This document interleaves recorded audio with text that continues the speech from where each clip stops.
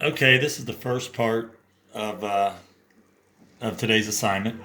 So this is how to factor the expressions on the left-hand side, and a couple of these are binomials, and but they're not like the binomials and trinomials on the other part of the worksheet. So let's kind of look at these, and this will get you through the first 15 or 20 problems or so. If I'm going to factor 2a plus 6, I want to look at both pieces, the 2a and the 6. And the factors of 2a are 1, 2, and a. And the factors of 6 are 1, 2, 3, and 6. Well, the common factor is 2. So that means 2 goes both into 2a and 6. So I'm going to write this down like 2, and then I'm going to put parentheses here. If I took 2a and I divided 2 out, I'd be left with the a. And if I took 6 and I divided it by 2, I'd have a 3 left. And that is the answer. I can actually check my answer and say 2 times a is 2a, and 2 times 3 is 6. So really, it's like the opposite of the distributive property. So let's go down to this next example. I've got 3, 1, and x as my factors. I got 1, 3, and 9 as my factors.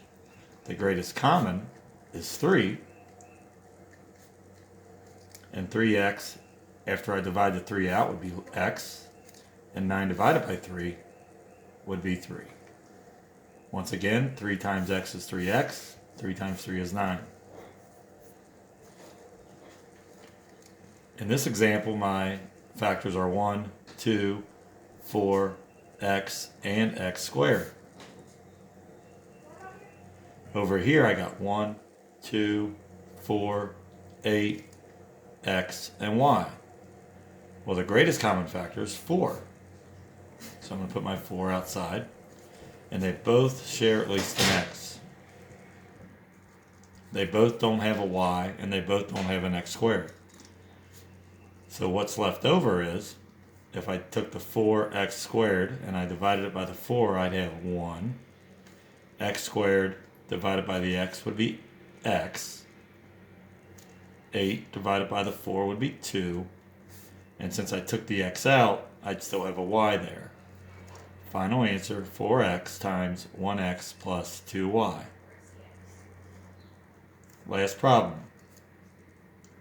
The greatest common factor of 8 and 12 is going to be 4. The greatest common factor of x and x is going to be x. But this expression does not have a y squared. So that y squared is going to stay where it is. 8 divided by 4 is 2.